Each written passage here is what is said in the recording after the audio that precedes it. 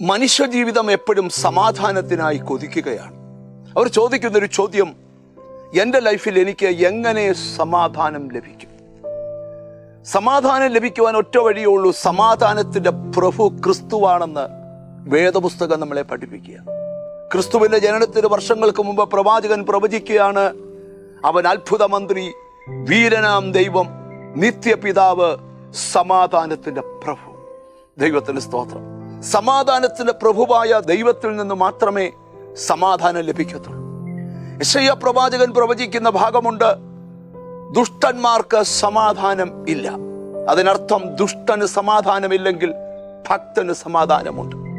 ഇന്ന് കൊലോസ്യ ലേഖനത്തിലെ ഒരു വചനമാണ് നിങ്ങളോട് സംസാരിക്കുന്നത്. കൊലോസ്യർക്ക് എഴുതിയ ലേഖനം 3-ാം അധ്യായം അതിന്റെ 15-ാമത്തെ വചനം.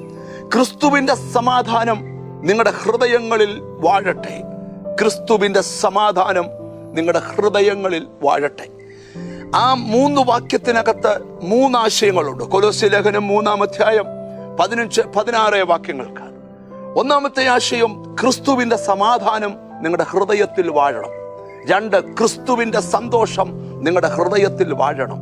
3, ക്രിസ്തുവിന്റെ വചനം നിങ്ങളുടെ ഹൃദയത്തിൽ വാഴണം. ക്രിസ്തുവിന്റെ സമാധാനവും ക്രിസ്തുവിന്റെ സന്തോഷവും ക്രിസ്തുവിന്റെ വചനവും ഒരുവന്റെ ഹൃദയത്തിൽ വാണാൽ അവൻ ഈ ഭൂമിയിൽ ജീവിക്കുന്നത് ഒരു രാജാവ് ജീവിക്കുന്ന പോലെ ആയിരിക്കും. അവന്റെ ലൈഫിന്റെ എല്ലാ മേഖലകളെയും മാറ്റിമറിക്കുവാൻ അവനിൽ വ്യാപരിക്കുന്ന സമാധാനം, അവനിൽ വ്യാപരിക്കുന്ന സന്തോഷം, അവനിൽ വ്യാപരിക്കുന്ന ദൈവവചനത്തിന് അവൻ ചെയ്യുവാൻ കഴിയും. ഞാനിന്ന് വചനം കേൾക്കുന്ന ചിലരോട് പറയാം, സമാധാനമില്ലാതെ സന്തോഷിക്കാൻ കഴിയാതെ അവൻ ജീവിക്കുന്നവരുണ്ടെങ്കിൽ നിങ്ങളുടെ ജീവിതത്തിൽ സമാധാനം കൊണ്ടും സന്തോഷം കൊണ്ടും വചനം കൊണ്ടും നിറയ്ക്കാൻ കഴിയുന്ന ദൈവ സാന്നിധ്യം ഇവിടെ ഉണ്ട്. സമാധാനമില്ലാതെ നടക്കുന്ന ധാരാളം പേരെ വിശുദ്ധ വേദപുസ്തകം നമ്മളെ പഠിപ്പിക്കാറുണ്ട്. ഈ മെസ്സേജ് കേട്ടുകൊണ്ടിരിക്കുമ്പോൾ ലഭിക്കേണ്ട സമാധാനം ഇല്ലാത്തവരാണോ നിങ്ങൾ? എവിടെ പോയി സമാധാനം പ്രാപിക്കും? എങ്ങനെ സമാധാനം പ്രാപിക്കും? ഒരു സ്ത്രീയെക്കുറിച്ച് ബൈബിളിൽ എഴുതിയിട്ടുണ്ട്.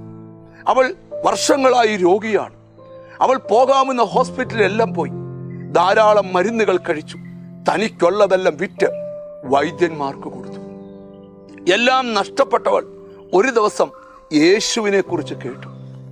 എപ്പോഴും ഓർക്കണം, എല്ലാവരും കൈവിടുമ്പോൾ, എല്ലാവരും ഉപേക്ഷിക്കുമ്പോൾ, സമാധാനം നഷ്ടപ്പെടുമ്പോൾ കേൾക്കേണ്ട ഒരു കേൾവി ക്രിസ്തുവിനെ കുറിച്ചും വചനത്തെക്കുറിച്ചുമായിരിക്കണം. ക്രിസ്തുവിനെ കുറിച്ചൊരു കേൾവി അവൾ കേട്ടു. അവൾ കേട്ടത് എന്തായിരിക്കും? അവൾക്ക് വിശ്വാസം വരത്തക്കവണ്ണം എന്തോ ഒരു കാര്യം അവൾ കേട്ടിട്ടുണ്ട്. അവൾ യേശുവിന്റെ പുറകെ അനുഗമിക്കാൻ തുടങ്ങി. അവളുടെ മനസ്സിലെ ആഗ്രഹം എന്താണെന്നറിയാമോ? എത്ര മരുന്ന് കഴിച്ചിട്ടും മാറാത്ത, എത്ര ഹോസ്പിറ്റലിൽ പോയിട്ടും മാറാത്ത, എത്ര പണം ചെലവാക്കിയിട്ടും മാറാത്ത ഈ മാരക രോഗം മാറാൻ യേശുവിന്റെ വസ്ത്രത്തിൽ ഒന്ന് തൊട്ടാ മതി. ഞാനിന്ന് വചനം കേൾക്കുന്ന നിങ്ങളോട് ഓർപ്പിക്കുക, സ്തോത്രം, വിശ്വാസത്തിന് വലിയ സ്ഥാനമുണ്ട്. ക്രിസ്തുവിന്റെ അടുക്കലേക്ക് വരുന്ന ഒരാൾക്ക് ആദ്യം വേണ്ടത് ആഴമേറിയ ദൈവവിശ്വാസമാണ്.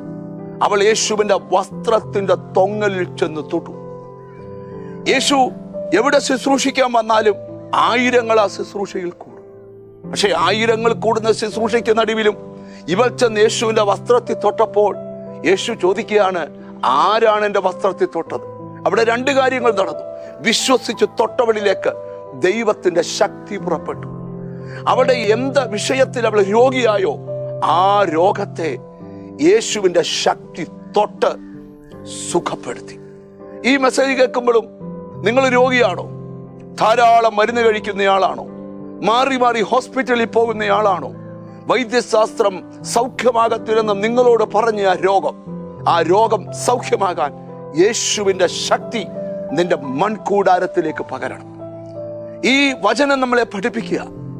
യേശു ചോദിക്കുക, എന്നെ ആരാണ് തൊട്ടത്? ആ സ്ത്രീ വിറച്ചും കൊണ്ട് യേശുവിന്റെ അടുക്കൽ വന്നു. ആമീൻ, ഞാനാണ് അങ്ങയെ തൊട്ടത്.